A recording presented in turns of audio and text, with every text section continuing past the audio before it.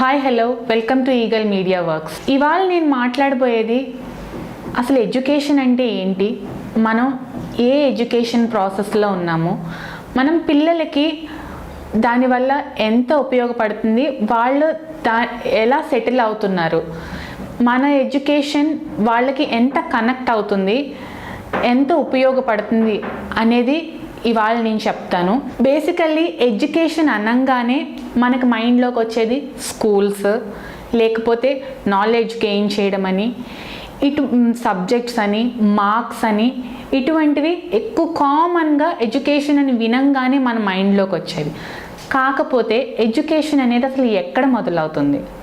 Education అనేది మన ఇంట్లోనే స్టార్ట్ అవుతుంది. సో ఎన్విరాన్మెంట్ అనేది చాలా ఇంపార్టెంట్.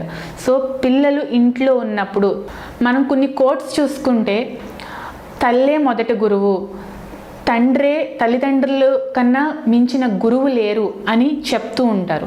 ఎందుకు చెప్తారు అని అంటే, ఎడ్యుకేషన్ అనేది బయటకు వెళ్ళి నేర్చుకునేది మాత్రమే కాదు, ఇంట్లో కూడా నేర్చుకుంటారు. సో పిల్లలు మొట్టమొదట విద్యని ఎక్కడ అభ్యసిస్తారు అని అంటే ఇంట్లో. సో ఇంటికి మించిన విద్యాలయం వేరే ఎక్కడ ఉండదు.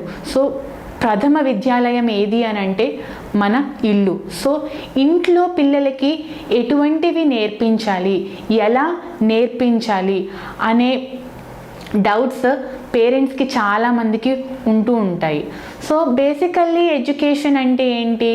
మార్క్స్, లేకపోతే కెమిస్ట్రీ, సైన్స్, లాంగ్వేజ్, ఇలాంటివన్నీ చెప్తూ ఉంటాము. క్వాలిటీ ఆఫ్ ఎడ్యుకేషన్ అంటే ఏంటి, అవి ఎలా ఇవ్వాలి అనేవి 8 డిఫరెంట్ పాయింట్స్లో స్ప్లిట్ చేసుకొని చెప్పుకుందాము. సో ఫస్ట్ థింగ్ ఏంటి అని అంటే, చాలా ఇంపార్టెంట్ది, పిల్లలకి మెంటల్ హెల్త్ యొక్క ఇంపార్టెన్స్ని మనం చెప్పాలి. మెంటల్ హెల్త్ అంటే ఏంటి, అందులో అది ఎటువంటి థాట్ ప్రాసెస్లు ఎలా జరుగుతాయి, మన ఆలోచన విధానం ఎలా ఉంటుంది, అది మన రియల్ లైఫ్లో ఎఫెక్ట్ ఎలా చూపిస్తుంది, మనం అప్సెట్ అయినప్పుడు దాని ప్రభావం ఎలా ఉంటుంది, మనం హ్యాపీగా ఉన్నప్పుడు ఆ రోజు ఆ డే ఎలా ఉంటుంది అనేది ప్రాక్టికల్గా వాళ్ళకి మనం చూపిస్తూ ఉండాలి. మనకి ఎప్పుడు సిచ్యువేషన్ దొరికితే అప్పుడు ఆ సిచ్యువేషన్ యూటిలైజ్ చేసుకుంటూ, వాళ్ళు హ్యాపీగా ఉన్నప్పుడు దాన్ని ఒక ఎగ్జాంపుల్గా, వాళ్ళు సాడ్గా ఉన్నప్పుడు ఆ ఎన్విరాన్మెంట్ ఎలా క్రియేట్ అవుతుంది అనే పాయింట్స్ని మనం ప్రాక్టికల్గా పిల్లలకి చూపిస్తూ మెంటల్ హెల్త్ యొక్క ఇంపార్టెన్స్ని పిల్లలకి చెప్పాలి ఫస్ట్లీ. సెకండ్ థింగ్ మైండ్ఫుల్నెస్, అంటే మన బుద్ధిని ఎలా ఉపయోగించుకోవాలి, ఆలోచన విధానం ఎలా ఉండాలి, నలుగురిలో ఉన్నప్పుడు ఎలా ఉండాలి, ఈ ప్రాసెస్ అనేది ఎంత క్లీన్గా ఉండాలి అనేది. సో ఫస్ట్లీ దాని యొక్క ఇంపార్టెన్స్ని చెప్తున్నాము, ఆ ప్రాసెస్ అనేది ఎలా ఉండాలి, సో అది డిస్టర్బెన్సెస్ వస్తే ఎలా ఉంటాయి, గుడ్ వేలో ఉంటే ఎలా ఉంటాయి అనే పార్ట్స్ మనం పిల్లలకి చూపించాలి. సో ఈ థాట్ ప్రాసెస్ వల్ల వాళ్ళు ఏవైతే చాయిసెస్, ఆలోచనలు బిల్డ్ చేసుకుంటారో ఇవన్నీ వాళ్ళకి కాన్ఫిడెన్స్ ఉండాలి. సో సెల్ఫ్ ఎస్టీమ్ ఉండాలి వాళ్ళకి. సో థర్డ్ పాయింట్ ఏంటి అని అంటే సెల్ఫ్ ఎస్టీమ్. వాళ్ళు ఏవైతే డెసిషన్స్ తీసుకుంటున్నారో వాళ్ళ మైండ్ యూస్ చేసి, వాళ్ళ బుద్ధిని యూస్ చేసి, ఆ చాయిసెస్ మీద, ఆ ఆలోచనల మీద వాళ్ళకి నమ్మకం ఉండాలి. So there is a very important role ఏంటి అని అంటే పిల్లలకి సెల్ఫ్ ఎస్టీమ్ అనేది ఖచ్చితంగా ఉండాలి. సో ఫోర్త్ పాయింట్ ఏంటి అని అంటే నెగిటివ్ థాట్స్. సో ఈ థాట్ ప్రాసెస్లు జరుగుతూ ఉంటాయి, వాటి మీద మనం నమ్మకం ఉండాలి అని అంటూ ఉన్నాము. సో ఇది జరగదేమో, లేకపోతే ఇది అవ్వదేమో, సో నెగిటివ్ థాట్స్. ఇటువంటి నెగిటివ్ థాట్స్ వచ్చినప్పుడు వాటిని ఎలా రీఫ్రేమ్ చేసుకోవాలి, పాజిటివ్గా ఎలా కన్వర్ట్ చేసుకోవాలి. పిల్లల గురించి మాట్లాడుకున్నప్పుడు ఎక్కువగా వాళ్ళు భయపడేది ఎగ్జామ్స్కి స్కూల్లో. సో ఎగ్జామ్లో నేను బాగా రాయలేనేమో అని చెప్పినప్పుడు ఆ నెగిటివ్ థాట్ని పాజిటివ్గా ఎలా ఫ్రేమ్ చేయాలి. సో నువ్వు చదివావు, సో నువ్వు ఎగ్జామ్లో ఏమొస్తుంది ఏమి అని కాకుండా దానికి నువ్వు ఫుల్ ఫ్లెడ్జ్డ్గా ప్రిపేర్ అయ్యి ఉండు, అప్పుడు నీకు ఈ నెగిటివ్ థాట్స్ అనేవి రావు. ఇటువంటి ఎగ్జాంపుల్స్ వాళ్ళకి ఇస్తూ నెగిటివ్ థాట్ వచ్చినప్పుడు, నెగిటివ్ ఫ్రేమ్ వచ్చినప్పుడు దాన్ని పాజిటివ్గా ఎలా ఫ్రేమ్ చేసుకోవాలి అనేది నేర్పించాలి. సో ఫిఫ్త్ పాయింట్ ఏంటి అని అంటే సెల్ఫ్ కేర్. వాళ్ళని వాళ్ళు ఎలా కేర్ చేసుకోవాలి అనేది కూడా మనం పిల్లలకి ఖచ్చితంగా నేర్పించాలి. సో ఎలా ఉండాలి, ఎలా చేయాలి, బయట వాళ్ళతో ఎలా మసులుకోవాలి అనేది ఎంత ఇంపార్టెంటో మనల్ని మనం ఎంత కేర్ఫుల్గా చూసుకోవాలి, మెంటల్గా కానివ్వండి, ఫిజికల్గా కానివ్వండి, ఎంత కేర్గా చూసుకోవాలి అనేది చాలా ఇంపార్టెంట్. సో నెక్స్ట్ పాయింట్ ఏంటి అని అంటే సెల్ఫ్ కేర్. సెల్ఫ్ కేర్ అనేది చాలా important point. So when we talk about next point, so ఈ థాట్ ప్రాసెస్లు అన్నీ జరుగుతూ ఉంటాయి, మనం రీఫ్రేమింగ్ అనేది చేసుకుంటూ ఉంటారు, సెల్ఫ్ కేర్ తీసుకుంటూ ఉంటారు. బట్ మన చుట్టూ ఉన్న వాతావరణం ఎప్పుడూ మనకి అనుగుణంగా ఉండదు. సో ఆ విషయాన్ని మనం ఖచ్చితంగా పిల్లలకి చూపించాలి. సో మన చుట్టూ ఎన్విరాన్మెంట్ ఎలా ఉంటుంది, దాని ప్రభావంలో ఓన్లీ పాజిటివ్సే ఉండవు, మనకి నచ్చినట్టే ఉండవు, నెగిటివ్గా కూడా ఉంటాయి. అటువంటివి వచ్చినప్పుడు ఎమోషన్స్ని ఎలా రెగ్యులేట్ చేసుకోవాలి. సో నెక్స్ట్ పాయింట్ ఏంటి అని అంటే ఎమోషనల్ రెగ్యులేషన్. ఎమోషన్స్ని ఎలా కంట్రోల్ చేసుకోవాలి. మనకి ఏదైనా నచ్చని జరిగింది, బయటకు ఏదో పార్టీకి వెళ్ళాము, మనకి నచ్చనిది జరిగింది, but it's not right to do against that. అక్కడ మనం వ్యతిరేకించి దెబ్బలాడి చెయ్యకూడదు. That is how we have to control our emotion.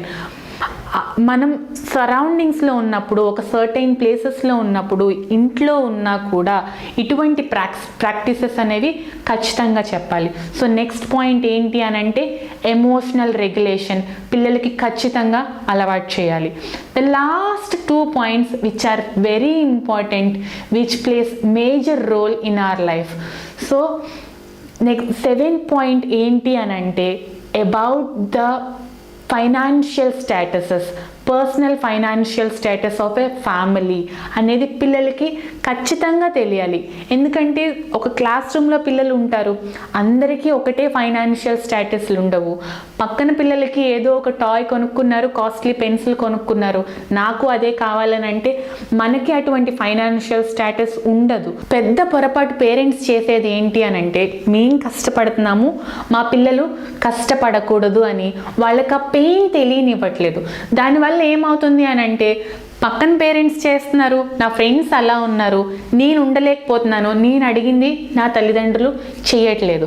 So మనం ఏం పని చేస్తున్నాము ఆ పనిలో పిల్లల్ని ఇన్వాల్వ్ చేయడం, దాని యొక్క ఇంపార్టెన్స్ వాళ్ళకి చెప్పడం, మన ఫైనాన్షియల్ స్టేటస్లు ఎలా ఉన్నాయి అని చెప్పడం. మనం ఎఫోర్డ్ అవ్వలేము అని చెప్పనవసరం లేదు. సో అది ప్రస్తుతం మనం ఉన్న పరిస్థితులు ఇలా ఉన్నాయి కాబట్టి మనకి ఏది విలువైందో దానికి మనం ఫస్ట్ ప్రిఫరెన్స్ ఇవ్వాలి. ఇలాంటివి నీకు కావాలి అని అంటే నీ లైఫ్లో నువ్వు కష్టపడాలి, సెటిల్ అవ్వాలి, అప్పుడు నువ్వు దాన్ని పొందడానికి, సాధించడానికి కృషి చేయాలి అనే పాజిటివ్ గైడ్లైన్స్ని మనం పిల్లలకి అందిస్తూ మన యొక్క పర్సనల్ ఫైనాన్షియల్ స్టేటస్ని ప్రతి ఫ్యామిలీ మన పిల్లలకి అలవాటు చేస్తూ చెప్తూ వాళ్ళని మన పనుల్లో కూడా ఇన్వాల్వ్ చేస్తున్నప్పుడు రియల్గా పేరెంట్స్ ఎంత కష్టపడుతున్నారు అనేది తెలుస్తుంది. Last but not the least point ఏంటి అని అంటే స్లీప్ యొక్క ఇంపార్టెన్స్ ఆఫ్ స్లీప్. మనకి మన డే రెగ్యులర్గా వెళ్ళాలి అని అంటే పిల్లలకే కాదు ప్రతి మనిషికి 8 to 9 hours or 7 to 9 hours sleep అనేది ఖచ్చితంగా ఉండాలి. ఎందుకు అని అంటే నిద్రపోకపోతే మనకి కాన్షియస్ మైండ్ వర్క్ చేస్తూ ఉన్నప్పుడు గజిబిజిగా ఉంటుంది, డిఫరెంట్ ఆస్పెక్ట్స్లో వర్క్ చేస్తూ ఉంటాము. సో మైండ్కి రెస్ట్ అనేది ఉండదు. ఆ రెస్ట్ అనేది ఎప్పుడు జరుగుతుంది అని అంటే మనం నిద్రపోయినప్పుడు. మనం చూస్తూ ఉంటాం మైండ్ పని చేయకపోతే కోమాలోకి వెళ్ళిపోతూ ఉంటారు. ఎందుకు? Mind is very important part of our body. అది వర్క్ చేయకపోతే ఏ ఒక్క పార్ట్ కూడా పని చేయదు. కాబట్టి ఆ మైండ్ స్ట్రెస్ లెవెల్స్ ఉండకూడదు, పీస్ఫుల్గా ఉండాలి అని అంటే ఖచ్చితంగా 7 to 9 hours స్లీప్ ఉండాలి. ఆ యొక్క ఇంపార్టెన్స్ని మనం పిల్లలకి చెప్పాలి. టాపిక్ని ఎండ్ చేసే ముందు మనం ఈ 8 పాయింట్స్ని మళ్ళీ ఒకసారి చెప్పుకుందాము. ద ఫస్ట్ పాయింట్ ఏంటి అని అంటే మెంటల్ హెల్త్ యొక్క ఇంపార్టెన్స్. మన మెంటల్ హెల్త్ ఎంత ఇంపార్టెంట్ అనేది మనం పిల్లలకి తెలియజేస్తూ ఉండాలి. సెకండ్ పాయింట్ ఏంటి అని అంటే హౌ టు యూజ్ అవర్ మైండ్ని ఎలా యూజ్ చేయాలి, బుద్ధిని ఎలా యూజ్ చేయాలి అనేది పిల్లలకి ఏదో ఒక రూపంలో చెప్తూ ఉండాలి. నెక్స్ట్ థర్డ్ పాయింట్ ఏంటి అని అంటే సెల్ఫ్ ఎస్టీమ్. మనం ఏమైతే చాయిసెస్ చేస్తున్నామో, ఏమైతే ఆలోచనలు చేస్తున్నామో అవి పాజిటివ్ అయితే దాని మీద విశ్వాసం ఉండడం, నమ్మకం ఉండడం. సో సెల్ఫ్ ఎస్టీమ్ అనేది చాలా ఇంపార్టెంట్. సో ఫోర్త్ పాయింట్ ఏంటి అని అంటే రీఫ్రేమింగ్ ద నెగిటివ్ థాట్స్ ఏమైనా వస్తే వాటిని పాజిటివ్గా ఎలా కన్వర్ట్ చేసుకోవాలి అనేది కూడా మనం రెగ్యులర్ బేసిస్లో వాళ్ళకి తెలియచేస్తూ ఉండాలి. ఫిఫ్త్ పాయింట్ ఏంటి అని అంటే ఎమోషనల్ రెగ్యులేషన్స్. ఎమోషన్స్ని ఎలా రెగ్యులేట్ చేసుకోవాలి, ఎలా కంట్రోల్ చేసుకోవాలి, బ్యాలెన్స్డ్గా ఎలా ఉంచుకోవాలి అనేది చిన్న వయసు నుంచి మనం పిల్లలకి చెప్పాలి. నెక్స్ట్ పాయింట్ ఏంటి అని అంటే సెల్ఫ్ కేర్. మనం ఎలా అయితే సాటి వాళ్ళతో ఎలా బిహేవ్ చేయాలి, ఏంటి ఎలా అయితే నేర్చుకుంటున్నామో, ఆ ఇంపార్టెంట్ క్రైసెస్ ఎలా ఉన్నాయో మనకి మనం ఎలా కేర్ తీసుకోవాలి అనేది కూడా పిల్లలకి ఖచ్చితంగా చెప్పాలి. లాస్ట్ 2 పాయింట్స్ మన పర్సనల్ ఫైనాన్షియల్ స్టేటస్లు ఏంటి అనేది అండ్ స్లీప్ యొక్క విలువ, నిద్ర ఎంత విలువైనది అనేది పిల్లలకి చెప్తూ ఉండాలి. Thanks for watching. Like and subscribe Eagle Media Works.